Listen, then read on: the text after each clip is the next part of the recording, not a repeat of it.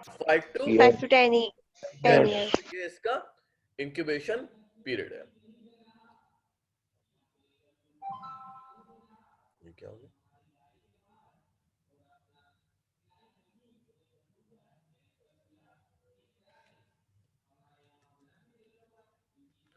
ठीक है, तो किस तरीके से ये वायरस जो है बॉडी में अटैक करता है या रेप्लिकेट करता है? ठीक है, सबसे पहले जो आपका वायरस है, ठीक, वायरस की एक प्रॉपर्टी है कि या वायरस का एक स्ट्रक्चर होता है जिसमें कि बाहर जो होता है वो प्रोटीन कोट होगा और उसके अंदर वायरस का genetic material, that is RNA और डीएनए। ओके, अब यहां पर रेट्रोवायरस है तो इसका जो जेनेटिक मटेरियल होगा वो क्या होगा? आरएनए। तो वायरस जब किसी भी नॉर्मल सेल को इन्फेक्ट करता है, और यहां पर जो सेल इन्फेक्ट होते हैं वो होते हैं मैक्रोफेजेस। ध्यान रखना, पहले जो सेल इन्फेक्ट होंगे वो कौन से बेटा? मैक्रोफेजेस, है ना। अब ये वायरस जैसे ही इन्फेक्ट करेगा, ये अंदर जाएगा, प्रोटीन कोड बाहर रह जाएगा, अंदर क्या आ जाएगा? आरएनए। ठीक है, अंदर क्या आ जाएगा बेटा? RNA. And this RNA get integrated into the host genome. जो होस्ट सेल का जीनोम है उसमें ये आरएनए अपने आप को जोड़ लेता है। बात समझ में आ रही है? अब किस तरीके से जोड़ता है? ये डायरेक्ट आरएनए तो जुड़ेगा नहीं, है ना। सबसे पहले क्या होगा, इस आरएनए से क्या बनेगा बेटा? डीएनए बनेगा, and that is by reverse transcription. तो ये डीएनए आपका एक जो है वो आके कंबाइन होता है होस्ट डीएनए के साथ। ठीक, अब मान लो कि ये आपका होस्ट डीएनए है, ये वाला, ये आपका होस्ट डीएनए है, ये आपका वायरल आरएनए है। देन यहां पर इसने रिवर्स ट्रांसक्रिप्शन किया, एक डीएनए बनाया। डीएनए बनाने के बाद उसको किससे जोड़ दिया? होस्ट डीएनए के साथ। अब ये होस्ट डीएनए के साथ जुड़ के उस पर कंट्रोल कर लेता है। कंट्रोल करने के बाद अपना आरएनए बनवाता है, और फिर बहुत सारे आरएनए बनेंगे और आरएनए की प्रोटीन्स बनेंगी, है ना। और जब ये प्रोटीन्स बनती हैं तो आरएनए, ये अपना आरएनए इसके अंदर चला जाता है और नए वायरस पार्टिकल बन जाते हैं। और जब ये बहुत सारे वायरस पार्टिकल बन जाते हैं, फिर ये क्या करते हैं? उस मैक्रोफेजेस को रप्चर करते हैं, और रप्चर करके बाहर निकल आते हैं। समझ में आया बेटा? Yes, sir. भानु, उज्जवल, अंजलि, यस सर। आ रहा है नहीं आ रहा है? Yes, sir. सर एक बार और इसको, एक बार और उसको, ठीक है। ठीक, सबसे पहले ये देखो कि जो रेट्रोवायरस है, ठीक, उसका जेनेटिक मटेरियल क्या बेटा? आरएनए। ठीक, और आरएनए जब ये रेट्रोवायरस इन्फेक्ट करता है तो प्रोटीन जो रहती है वो बाहर निकल जाती है, और जिसका जेनेटिक मटेरियल है वो सेल के अंदर आ जाता है। जैसे ही सेल के अंदर आता है आरएनए जेनेटिक मटेरियल, ये रिवर्स ट्रांसक्रिप्शन करता है। ये आपका जेनेटिक मटेरियल अंदर आया, उसके बाद इसने रिवर्स ट्रांसक्रिप्शन करा।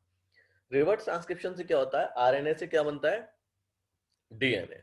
अब जो डीएनए बना, ये जो डीएनए बनता है ये होस्ट डीएनए के साथ कंबाइन कर जाता है।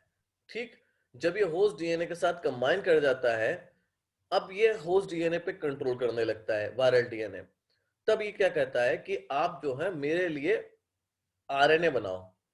ठीक, तो बहुत सारे वायरल आरएनए बनते हैं। देन ये आरएनए अपने प्रोटीन कोड के अंदर चले जाते हैं और वायरस पार्टिकल बन जाते हैं। जब बहुत सारे वायरस पार्टिकल बन जाते हैं तो ये मैक्रोफेज को रप्चर करते हैं और उसके अंदर से बाहर निकल के आ जाते हैं और दूसरे सेल को इन्फेक्ट करते हैं। इस तरीके से ये इस सेल को इन्फेक्ट करते रहते हैं और उसको रप्चर करते रहते हैं। ठीक है बेटा, अब थोड़ा क्लियर हुआ? Yes sir. हो गया सर। यहां पर और अच्छा दे रखा है इन्होंने। सबसे पहले क्या हो रहा है? एचआईवी वायरस किस में एंटर कर रहा है? बॉडी में। Macrophages. ना, पहले बॉडी में एंटर कर रहा है, एंटर करने के बाद फिर किस में गया बेटा? वो मैक्रोफेजेस में। ठीक है, अब मैक्रोफेजेस जो है क्या कर रहे थे, बहुत सारे एचआईवी बना रहे थे, यही तो करते हैं, बहुत सारे एचआईवी वायरस बनाते हैं। तो वो क्या एक्ट कैसे करते हैं, एचआईवी फैक्ट्री की तरह। फिर क्या होगा अगले स्टेप में, जैसे ही वो मैक्रोफेज में जाएगा, अगले स्टेप में क्या होना बेटा, कि जो मैक्रोफेज के अंदर जाते ही आरएनए आपका रेप्लिकेट करेगा in the presence of reverse transcriptase enzyme to form viral DNA. ये वायरल डीएनए आपका किस में चला जाएगा, होस्ट डीएनए के अंदर, है ना। अब ये होस्ट डीएनए के अंदर क्या क्या करेगा, वहां पर ये ऑर्डर देगा होस्ट डीएनए को कि आप क्या प्रोड्यूस करें, बहुत सारे आरएनए पार्टिकल प्रोड्यूस करें। अब ये आरएनए बनाएंगे, आरएनए से फिर वायरस पार्टिकल बन जाएगा। वहां से निकलने के बाद इंपॉर्टेंट क्या है, वो एचआईवी जब वहां से निकलता है और सेल को भी इंफेक्ट करता है, उनमें से सबसे इंपॉर्टेंट सेल कौन सा है, T cells. मैंने कल भी बताया था, वायरस आपको किसको इन्फेक्ट करता है, टीएच सेल को। वहां पर भी सेम वही करेगा कि ये एचआईवी मैक्रोफेजेस से अपना बहुत सारे एचआईवी वायरस बनवा के आया और वहां से निकला, निकलने के बाद किसको इन्फेक्ट करने लगा, टी हेल्पर सेल को, ठीक है, जो कि क्या काम करते हैं, बी सेल को एक्टिवेट करते हैं, ठीक। वहां पर ये क्या करेगा, अपने आप को रेप्लिकेट करेगा, बहुत सारी वायरस प्रोजेनी बनाएगा। फिर जब इसकी बन जाएंगी बहुत सारी वायरस प्रोजेनी, फिर दूसरे सेल को अटैक करेगा। तो जब ये अटैक करता रहेगा और सेल को तोड़ता रहेगा, तो टी सेल क्या हो जाएंगे आपके, Decrease. डिक्रीज हो जाएंगे। जब टी सेल डिक्रीज होंगे तो आपकी इम्यूनिटी Weak हो जाएगी. वीक हो जाएगी। तो आपको कोई भी, देखो सारा खेल इम्यूनिटी का है, अगर आपकी इम्यूनिटी कम हुई तो आपको कोई भी इंफेक्शन ठीक नहीं होगा। जैसे कि कॉमन कोल्ड है, हमने कॉमन कोल्ड पढ़ा था शुरू में, याद आ रहा है Yes, sir. है ना, Yes. वायरस से होता है, राइनो वायरस से, जो कि अपने आप 3 से 7 दिन के अंदर ठीक हो ठीक जाता है। है ना। वो क्यों होता है, बिकॉज ऑफ योर इम्यूनिटी। पर जब आपकी वीकेंड इम्यूनिटी रहेगी, कमजोर इम्यूनिटी रहेगी, तो वो भी ठीक नहीं. नहीं होगा, नहीं होगा। है ना। तो जो छोटी छोटी बीमारियां भी आपको पकड़ लेंगी। तो यही होता है कि आपका जो डिफेंस सिस्टम है, जो मेन डिफेंस सिस्टम है, वो ही वीक हो जाता है, ठीक है। अब मान लो किसी के, हमारे जो कंट्री है उसका डिफेंस सिस्टम आर्मी है, ठीक, अगर आर्मी वीक हो जाएगी, बहुत कम हो जाएंगे आर्मी के नंबर, तो कोई भी आके अटैक कर जाएगा, छोटा मोटा टेररिस्ट भी आके खेल कर जाएगा। बात समझ में आ रही है। तो हमारा डिफेंस सिस्टम तो हमारे बी सेल और टी सेल है, और इसने क्या करा, एचआईवी वायरस ने किसका अमाउंट कम कर दिया, T cells. और टी सेल का काम क्या, बी सेल को एक्टिवेट करना। जब टी सेल ही कम हो जाएंगे तो बी सेल ऑटोमेटिकली एक्टिवेशन कम हो जाएगा, यस और नो, है ना। Yes. Yes. है ना, जब टी सेल का वर्क बी सेल को एक्टिवेट करना, जब टी सेल का अमाउंट कम होगा तो बी सेल का ऑटोमेटिक अमाउंट कम हो जाएगा। जब बी सेल और टी सेल दोनों कम हो जाएंगे तो आपकी इम्यूनिटी कम हो जाएगी, ठीक। एक बार और देख लो इसको किस तरीके से ये करता है। एचआईवी एंटर होगा बॉडी में, सीधे किसको अटैक करेगा, मैक्रोफेजेस को। आरएनए रिवर्स ट्रांसक्रिप्शन करेगा और वायरल डीएनए बनाएगा। वायरल डीएनए आपका किस में चला जाएगा, होस्ट डीएनए में जुड़ जाएगा। फिर वहां से बहुत सारे वायरस पार्टिकल प्रोड्यूस होंगे, वो बाहर निकल के आएंगे मैक्रोफेजेस से, अटैक करेंगे किसको, टी हेल्पर सेल को, टी एच सेल को, ठीक। वहां पर रेप्लिकेट करेंगे और फिर से बहुत सारे वायरस बनाएंगे। ये बहुत सारे वायरस और बहुत सारे टी सेल को अटैक करेंगे और टी सेल का अमाउंट कम हो जाएगा। कम हो जाएगा। Decrease. टी सेल का अमाउंट अगर कम हुआ तो आपकी इम्यूनिटी भी Weak हो जाएगी. कम हो जाएगी। गुड। कोई डाउट किसी को बेटा, No, sir. ठीक है। इफेक्ट्स क्या है, अगर किसी को एड्स है, ठीक, तो इस पीरियड में इंसान को फीवर होता है, डायरिया होगा और वेट लॉस बहुत जबरदस्त तरीके से होगा, ठीक है। अब जाहिर सी बात है, अगर डेफिशिएंसी टीएच सेल की हो गई है ना, तो कोई भी पर्सन आसानी से इन्फेक्ट हो जाएगा। मोस्टली जो इन्फेक्शन किससे रहता है, माइक्रोबैक्टीरियम से। आपने ट्यूबरक्लोसिस का नाम सुना होगा, माइक्रोबैक्टीरियम ट्यूबरक्लोसिस, जो कि टीबी करता है। वायरस से इन्फेक्शन के ज्यादा प्रोन हो जाता है, फंगस से, पैरासाइट जैसे टॉक्सोप्लाज्मा गोंडाई, तो इन सब चीजों से ज्यादा इन्फेक्ट होने के चांसेस रहते हैं। डायग्नोज कैसे करोगे, कंफर्मेशन कैसे करोगे? By the ELISA test, enzyme link immunosorbent ऐसे, ठीक है। ELISA टेस्ट के थ्रू आप इसका डायग्नोसिस कर सकते हैं। अब ट्रीटमेंट क्या है? हालांकि कोई ऐसा ट्रीटमेंट है नहीं, ओनली एक ही केस है जो कि ट्रीट हुआ है HIV से, वो है आपका शायद कंट्री नहीं याद आ रही मुझे, एक ही केस ट्रीट हुआ है। एंटीवायरल ड्रग आप दे सकते हैं जो कि पार्शियली इफेक्टिव है, बस ये लाइफ बढ़ा सकती है पेशेंट की, इसके अलावा कुछ नहीं करती है। उसका नाम है बेटा ड्रग का AZT, ठीक है। AZT, इसकी फुल फॉर्म मुझे बताओगे कल कि सर AZT की फुल फॉर्म ये होती है, लिख लो, ड्रग्स नेम इज AZT।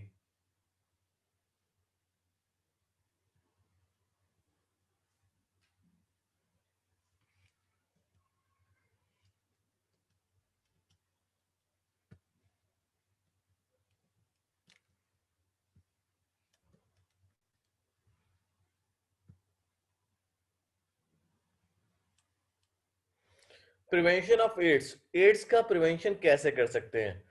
देखिए, आप एड्स का प्रिवेंशन कर सकते हैं, नॉलेज दें, एजुकेट करें पीपल को कि भाई किस तरीके से एड्स फैलता है। डिस्पोजेबल निडल्स का और सिरिंज का इस्तेमाल करा जाए, फ्री डिस्ट्रीब्यूशन करा जाए बैरियर्स का सच एज कॉन्डम्स का।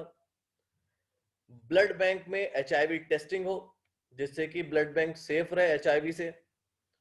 रेगुलर चेकअप कराया जाए HIV का, ठीक। सेफ सेक्सुअल इंटरकोर्स करा जाए और ड्रग एब्यूज ना करी जाए, ठीक है। तो ये सब चीजें जो होती हैं ये एड्स से प्रिवेंशन देती है, ठीक। और ड्रग से क्या करा जाए? No, no to drugs, drugs को ना बोली जाए।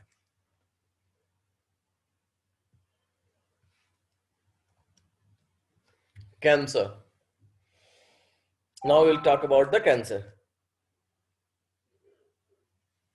देखो बेटा, क्या एक मिनट क्वेश्चन है, ओके गुड। और भी एक और है, उसे भी देखो। कैंसर क्या है? वेरी गुड उज्जवल। कैंसर क्या है? कैंसर एक एबनॉर्मल और अनकंट्रोल्ड मल्टीप्लिकेशन है सेल का, है ना। देखो बेटा, कोई भी सेल हो उसका काम क्या है? एक बना, एक से दो बने, और अब ये सेल आपका उसके बाद डेड हो जाएगा, ठीक है। कुछ वक्त बाद वो डेड हो जाएगा। पर अगर ये कंटिन्यूसली मल्टीप्लाई करता रहेगा करता रहेगा करता रहेगा, तो ये क्या होगा? अब नॉर्मल डिवीजन है, और दूसरा कौन सा डिवीजन है? अनकंट्रोल्ड। तो ये जो डिवीजन है ये रिजल्ट करेगा किसमें? ट्यूमर में। That is the mass of cell, है ना। That is the mass of cell. क्यों होता है ये? ट्यूमर क्यों फॉर्म हो जाता है? ये तो समझ में आ गया, एबनॉर्मल अनकंट्रोल्ड मल्टीप्लिकेशन हो रहा है। एक प्रॉपर्टी होती है, ठीक।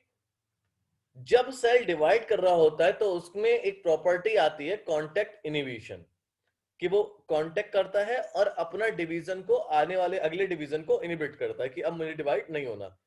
ये प्रॉपर्टी कैंसरस सेल में से खत्म हो जाती है, समझ में आ रहा है? जो प्रॉपर्टी ऑफ कांटेक्ट इनहिबिशन है, ठीक, वो आपकी खत्म हो जाती है। मतलब जैसे ही दूसरे सेल के कांटेक्ट में आएगा वैसे ही इसकी प्रॉपर्टी, मतलब कि ये अपनी जो अनकंट्रोल ग्रोथ है उसको मेंटेन रखता है। पर अगर इसकी ये प्रॉपर्टी खत्म हो जाए कि इसको भूल जाए, या फिर ये प्रॉपर्टी खत्म हो जाए कांटेक्ट इनहिबिशन की, फिर क्या होगा?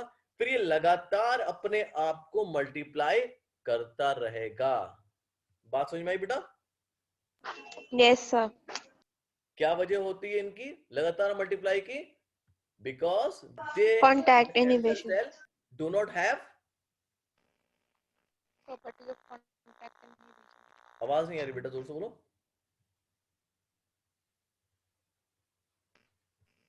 Contact inhibition property. ओके बेटा, इनमें कॉन्टैक्ट इनहिबिशन की प्रॉपर्टी नहीं होती है। अगर ये प्रॉपर्टी होती तो ये जाहिर सी बात है क्या करते, ये सेल डिवाइड होने के बाद अपने आप को रोक लेते। ये सेल है, ये डिवाइड हुआ, 2 सेल बनाया, ठीक, इसके पास कॉन्टैक्ट इनहिबिशन प्रॉपर्टी। पर ये क्या हुआ, ये भूल गया है। अब ये क्या कर रहा है, लगातार सेल बना रहा है। ये लगातार सेल बना रहा है, लगातार सेल बना रहा है। जब ये लगातार सेल बनाएगा तो क्या बन जाएगा बेटा, मास ऑफ Tumor. है ना, जिसको हम लोग क्या बोलते हैं बेटा, ट्यूमर। ठीक है बेटा, Tumor. क्लियर हो गया? Yes, sir. चले आगे देखें।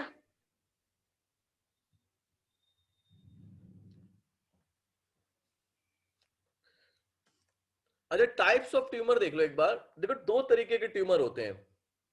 एक जो ट्यूमर है वो आपका बिनाइन, ठीक है बेटा, एक है आपका बिनाइन, दूसरा है मैलिग्नाइंट। 2 तरीके के ट्यूमर हमें पढ़ना है, बिनाइन कैसा होता है और मैलिग्नाइंट कैसा होता है। ठीक है, तो इन 2 ट्यूमर को हम लोग देख लेते हैं। देखो, अगर मान लो कोई सेल या कैंसर कहीं फॉर्म हुआ, ठीक, या ट्यूमर कहीं फॉर्मेशन हुआ है, ठीक, वो ट्यूमर आपका वहीं पर रहा जहां पर वो बना था। ठीक है, वो ट्यूमर वहीं पर रहा जहां पर वो बना था। ऐसा ट्यूमर कहलाता है बिनाइन ट्यूमर। मतलब कि कहीं अदर पार्ट पे स्प्रेड नहीं होता, माउथ में है या टंग पे है या फिर पैलेट पे है, बक्कल कैविटी पे है, कहीं पर भी है, तो वो वहीं का वहीं रहा, उसने अपनी प्लेस चेंज नहीं करी। तो ऐसा ट्यूमर क्या कहलाएगा बेटा? Benign tumor. benign, ये ट्यूमर जो करता है, ये दिस कॉज लिटिल डैमेज। ठीक है, because this is benign tumour. ठीक है, they do not spread to other parts. Okay, now what if they spread to other part? पर जो आपका मैलिग्नेंट ट्यूमर है, ये क्या करता है, ये इनमें एक प्रॉपर्टी होती है मूव करने की। मतलब कि एक जगह पर हुए, वहां से ये कुछ सेल निकल के दूसरी साइड में चले जाएंगे वाया ब्लड। ठीक है, फिर वहां पर ये क्या करेंगे, ट्यूमर फॉर्मेशन करेंगे। सपोज करो ट्यूमर यहां पर है, ठीक है, ये फॉर्मेशन है, ठीक, यहां से कुछ सेल निकलेंगे और ये ब्लड के थ्रू दूसरी जगह पहुंच गए और ये दूसरी जगह ट्यूमर फॉर्मेशन करने लगे। फिर यहां से निकले, यहां ट्यूमर फॉर्मेशन करने लगे, देन अदर पोजीशन पे। तो ये क्या कर रहा है, ये अपनी प्लेस को बदल रहा है ना। तो ये जो प्रॉपर्टी है ये कहलाती है मेटास्टेसिस। ठीक है बच्चे, ये जो प्रॉपर्टी क्या कहलाती है बेटा, मेटास्टेसिस। ट्यूमर की अगर अपनी पोजीशन पे ना रहे, एक प्लेस से दूसरी प्लेस या फिर पूरी बॉडी में फैलता रहे, वो क्या कहलाता बेटा, Malignant. मेटास्टेसिस। और ऐसा ट्यूमर कहलाता है आपका malignant Malignant tumor. tumor, tumour. ठीक है, अब Tumor. क्या करते हैं, इनको चाहिए होता है एक्टिव डिवीजन एंड ग्रोथ। ये बड़े खतरनाक होते हैं। ये करते क्या है, ये दूसरे सेल को क्या करते हैं, भूखा मार देते हैं, स्टार्व कर देते हैं नॉर्मल सेल को, है ना। और जो भी न्यूट्रिशन है वो खुद लेने लगते हैं, अपनी ब्लड वेसल्स बनाते हैं। ठीक है, और जो नॉर्मल सेल है उनको कुछ भी ये लेने नहीं देते। ठीक, इससे क्या होता है, आपके नॉर्मल सेल भूखे रह जाते हैं और मर जाते हैं। और ग्रोथ किसकी होती रहती है बॉडी में, ट्यूमर सेल की, Tumor. है ना। और ये जो मूवमेंट है ट्यूमर सेल का from one position to other and throughout the body, this is known as static, Metastasis. Metastasis. चलिए, ये आपके समझ में आ गया, कोई दिक्कत बेटा किसी को? No, sir. No, sir. Good.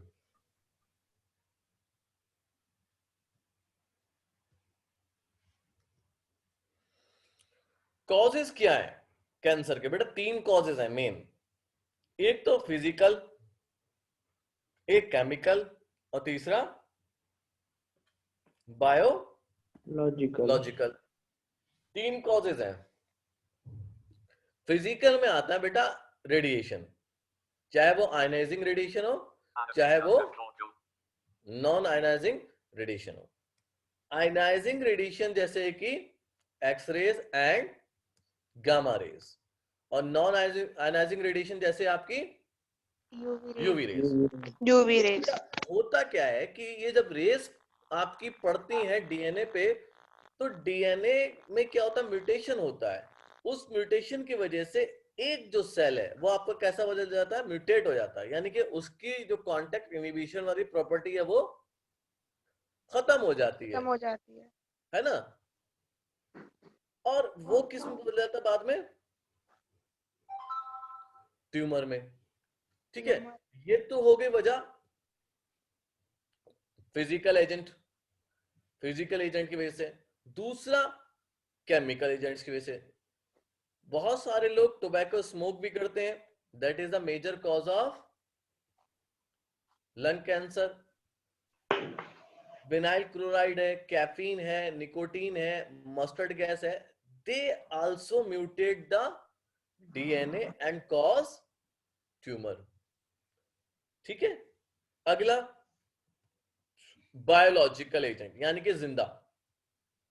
इसमें आपको याद रखना पड़े, that is very important. Oncogenic virus, ठीक, and cellular oncogenes, this is not C onco, और इनको हम कहते हैं प्रोटो ऑन्कोजीन्स। ये कई बार ऐसा होता है कि बिकॉज ऑफ ऑन्कोजेनिक वायरस और समटाइम इटसेल्फ, खुद ब खुद ये जो ऑन्कोजीन्स हैं, देखो एक बात सुनो, जीन्स जो है कैंसर के जीन्स सबकी बॉडी में मौजूद है, ठीक है, ये हमेशा कैसे रहते हैं, इनएक्टिव। बात सुन रही मेरी?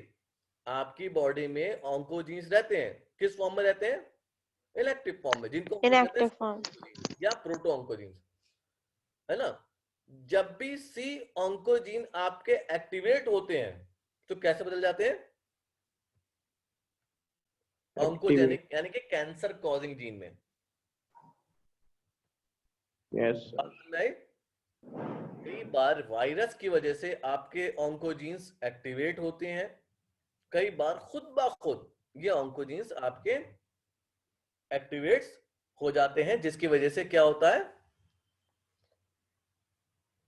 कैंसर कॉज होता है। कैंसर कॉज होता है। ठीक है बच्चों, यस सर। Yes, sir. तीनों समझ में आ गए। सबसे इंपॉर्टेंट ये है, क्योंकि ये तो आपने बचपन से सुने ही होंगे, फिजिकल, केमिकल, तीसरा है आपका बायोलॉजिकल। ठीक, Yes, sir. चलिए आगे बढ़ते हैं।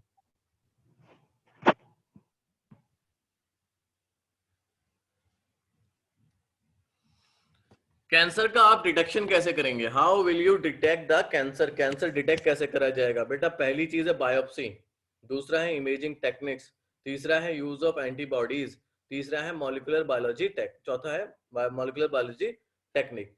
इन 4 चीजों से आप कैंसर को डिटेक्ट कर सकते हैं और डायग्नोज कर सकते हैं। ठीक है, चलिए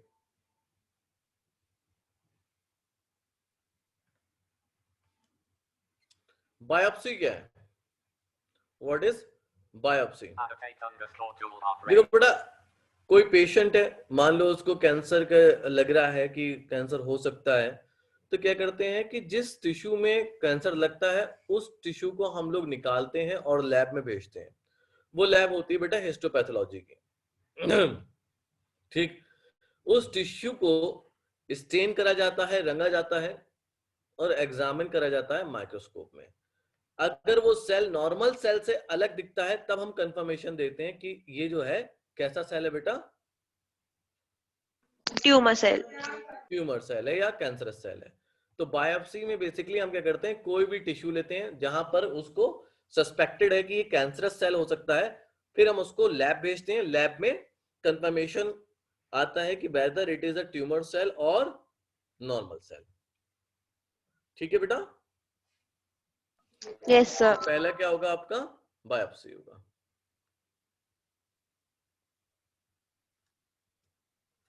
अगला है आपका इमेजिंग टेक्निक्स। देखो इमेजिंग टेक्निक, इमेज बनाने वाली टेक्निक्स। देखो इसमें रहता है आपका रेडियोग्राफी, एक्स रेस को जब हम यूज करते हैं, ठीक है, तो उससे क्या होता है कि एक 3D इमेज जनरेट होती है इंटरनल ऑब्जेक्ट की। तो इसमें सबसे कॉमन जो यूज होता है वो है आपका सीटी स्कैन। सुना होगा सबने नाम, Yes, है ना? sir. सीटी स्कैन सुना होगा। तो सीटी स्कैन में किस रेस का यूज हो रहा है, एक्स रेस का यूज हो रहा है। ये एक्स रेस क्या कर रही है, किसी भी ऑर्गन की या इंटरनल स्ट्रक्चर्स की क्या बना रहा है, ये 3D इमेज बना रहा है। और सीटी की फुल फॉर्म होती है कंप्यूटराइज्ड टोमोग्राफी। इसको याद कर लेना आज, ठीक है, कंप्यूटराइज्ड Tomography. ठीक है। अगला जो इमेज बनाने की टेक्निक है वो है आपकी एमआरआई, यानी कि मैग्नेटिक रेजोनेंस इमेजिंग। एमआरआई में क्या यूज Imagining. करते हैं, मैग्नेटिक से याद रखना, मैग्नेटिक फील्ड का यूज करा जाता है और नॉन आयनाइजिंग रेडिएशन का यूज करा जाता है अगर, या फिर डिटेक्ट करने के लिए कुछ भी पैथोलॉजिकल और फिजियोलॉजिकल चेंजेस किसी भी टिश्यू में, है ना। ये भी आपने नाम सुना होगा, एमआरआई और सीटी स्कैन। Yes, किसी का sir. एक्सीडेंट वगैरह हो जाता है, अगर हेड पे कोई चोट लगी तो एमआरआई, या फिर बॉडी में कुछ भी हुआ है तो एमआरआई वगैरह कराते हैं, जिससे कि इंटरनल ब्लीडिंग वगैरह या कोई भी चेंजेस आए हो उसको हम डिटेक्ट कर सकें। इवन कैंसर डिटेक्शन में भी ये बहुत ज्यादा यूजफुल है। सबसे कॉमन जो आप कभी जाएंगे, जब आप डॉक्टर बन जाएंगे तो आप इस वर्ड का नाम जरूर सुनेंगे अगर कैंसर डिटेक्शन में है, पैट स्कैन, है ना। तो पैट स्कैन करा के लाओ, वो बोलते हैं पैट स्कैन करवा के लाइए तब हम देखते हैं। तो these are for detection and diagnosis of cancer. समझ में आ रहा है बच्चों? Yes, sir. Yes, sir. Yes, sir. अगला है यूज ऑफ एंटीबॉडीज। देखो स्पेसिफिक एंटीबॉडीज बनाई जाती हैं फॉर कैंसर स्पेसिफिक एंटीजन, है ना। फिर हम उन एंटीबॉडीज को नाम देते हैं बेटा मोनोक्लोनल एंटीबॉडीज, ठीक है। वो एंटीबॉडीज क्या करती हैं, वो अंदाजा लगाती हैं कि हाँ भाई अगर ये रिएक्शन आ रही है पॉजिटिव, तब क्या है, पेशेंट को कैंसर है, अगर नहीं आ रही है तो पेशेंट को कैंसर नहीं है। ठीक। लास्ट जो टेक्निक है, दिस इज मॉलिक्यूलर डायग्नोसिस या मॉलिक्यूलर बायोलॉजी टेक्निक, ठीक है। इसमें क्या होता है कि it will detect the cancer related gene, है ना। और अगर किसी को कैंसर रिलेटेड जीन है बॉडी में, and should avoid carcinogens like tobacco smoke etcetera etcetera. ठीक है बेटा? Yes, sir. चलिए, इतना क्लियर है?